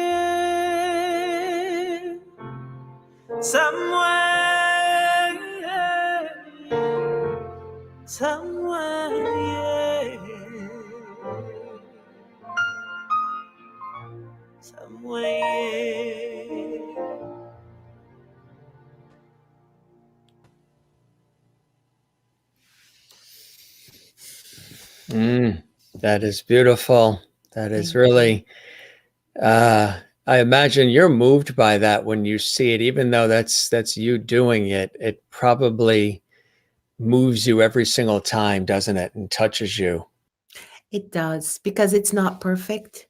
As a video, there was a lot of things that weren't easy to do from the distance.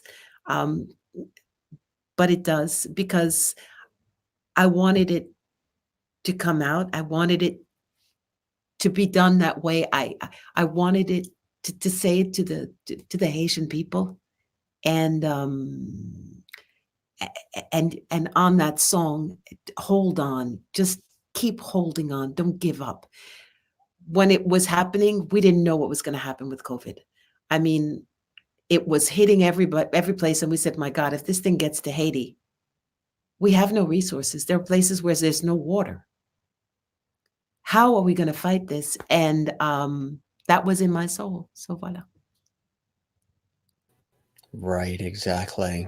Beautifully done, executed, performed, and celebrated like everything you do, my friend.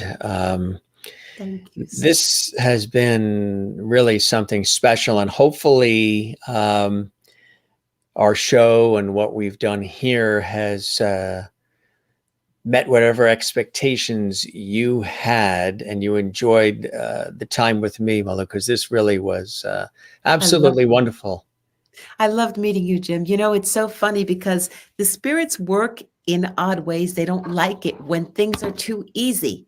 They like to make things so that you appreciate them.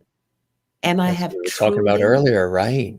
Yeah, I've truly, honestly enjoyed speaking with you. I found a kindred spirit in many ways. And I thank you for inviting me to your show, to your followers, to your public. I thank everybody who followed this, and I had a great time. Perfect. That's what we love to hear. You know, we try to make it warm and inviting, and we go in a lot of different directions, and people have like I was saying earlier, a real true essence of not only your wonderful voice and musicianship and all of that and acting prowess, but the essence of who you are as a person, which makes it so much more deeper and richer when they do consume the product. And so I hope, again, we met whatever expectations you had of the show. Oh, it was fantastic. And I want to thank Anita Daly, too, for putting us in contact, because she's wonderful. I think she's a precious friend of yours and one of mine. Yeah, Absolutely. Absolutely. We love her. And there's the website. People want to check out more, see more videos, find out more about the music and everything. And I imagine too, things are available on Amazon, Spotify, iTunes, all Yes, the usual places if they want to, absolutely. because you know what's going to happen. Our viewers, they run right out and start getting books and music, and they're probably already, downloading now. I'm happy. Well, remember, the songs are complicated to hear, but you'll find them and you'll experiment. You may find some stuff that's not the same, but that's what we do, is just looking and finding and searching. And I want to thank the viewers for their beautiful comments. Thank you, Juanita, all of you. It's been a lovely experience. Perfect. And Tony Catania, he's got Tony! prayers. Yeah. Good to see you, Tony. And anybody watching, we would love it if you subscribe to our YouTube channel. Click that notification bell so you don't miss any of our daily live episodes. I'm back live in about 2 hours with more in another episode. We're working it hard here, MALOU. I can see that, Jim. I didn't realize how busy you were, but I know, but I'm starting to now. And I'd say the same. Blessings on you for the messages that you bring, for all that you bring and all that you give. And sometimes we don't see things from the outside, but I do now. High five, my friend. High five. High five. I don't know where the camera is. Yeah, you got it. It's like we're on a cruise ship rocking back and forth. Hopefully we will meet in person. Maybe when you're over back here visiting in the States. I would love that. It'd be great to break bread, and that would be a blessing as well. Thanks for gracing us with your presence and your poise and your elegance and your passion.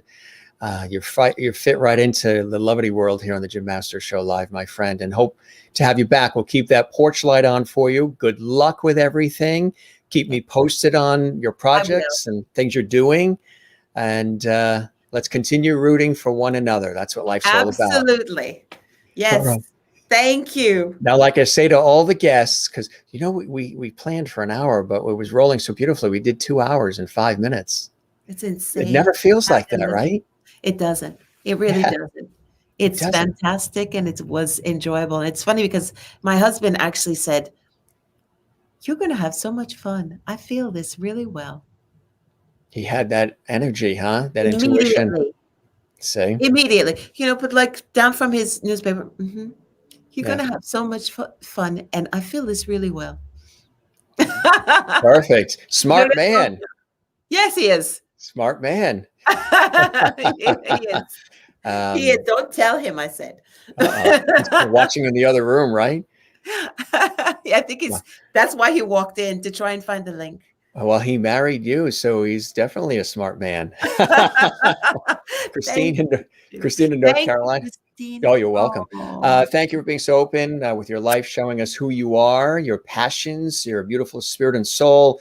Lovely conversation. You have many talents, and share them with the world. And she's in North Carolina, USA. And Jane says, wonderful in Sweden. Thank you, Jane. And that's what we do on the show. We don't just, talk about the movie or the book or the music. That's all part of it. But we weave that into a larger picture here, which is something that I just love doing. And I'm glad that you participated. It was really a blessing. This is fantastic. I'm going to pass it on to anyone who wants to pass it on. It's the same link to have the show. Yeah, the YouTube link has the whole episode, and invite people to check out our YouTube channel. We have like 400 episodes we've done of this series so far, and during the day I'm on television and radio all day, and then I do this show usually in the evenings, 7 days a week. So it's a little bit of a juggle, but I love it, and I love connecting with people and lifting them up while putting the oxygen mask on me, which I have to do every once in a while. Absolutely. But it's just, it's really a cool thing, and it just continues to grow. So spread the word about our show for us. We would love that. I really would. Friends and family, and we hope to see you in person soon. You be well, you stay healthy, and this was fantastic, my friend, really was. Thank you so much. Take care. Bye-bye. Go stretch those legs. That's what I tell all the guests. Go stretch those legs now. It was fun. Thank you. Bye-bye. Take care. Bye-bye now. MALOU BEAUVOIR. gracing us here on the Jim Masters Show Live. Hope you guys enjoyed it. Thanks for the great comments and all the passion during the course of the show as well. And again, if you want to learn more about her music and her life and her stories, there you go. There is the website. And again, she can be found on Spotify and Amazon, iTunes, all the places where you find all the good stuff as well. And she's got some cool things happening too. Shows, television, and film and documentaries. And of course, this project as well, Spirit Walker, which is really a beautiful project. And as you can see, there's a lot more to her than just the voice. And that's what I like to do on this series is, and all the guests say that too. The guests end up saying, you know, I never normally get a chance to express myself like that. Usually I go on and we talk about my book or my movie or my recipe, and they whoosh me out in 10 minutes and it's next. Okay, who's the next person? And we don't do that here. We let it roll, we let it fly, and we invite you around the world to participate. It's quite a unique experience we've created here on the Jim Masters Show Live, and we love it. We thank you all for being with us. I'll be back in 2 hours or so because we've got another amazing group. The pop rock band from New York, October Project, is joining us live at 7 p.m. Eastern, 4 p.m. Pacific, which is going to be amazing. Lots of great music. You're going to really enjoy them if you're not familiar with them, but a lot of people are. But if you're not, you're going to learn about them too. They're amazing. You can find the Jim Masters Show live 7 days a week here on our YouTube channel, Jim Masters TV.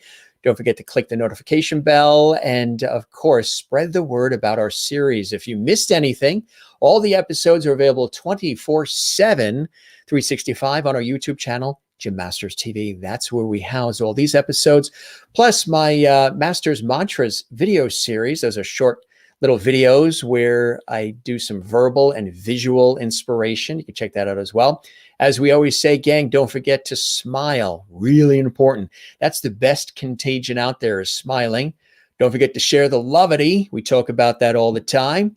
Don't forget to find your Zen place. We talked about our Zen places too today.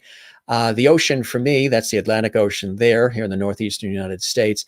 Swimming, surfing, boogie boarding, sailing, swimming, floating in it, walking at the ocean. We're just a couple blocks from the ocean right here where we are.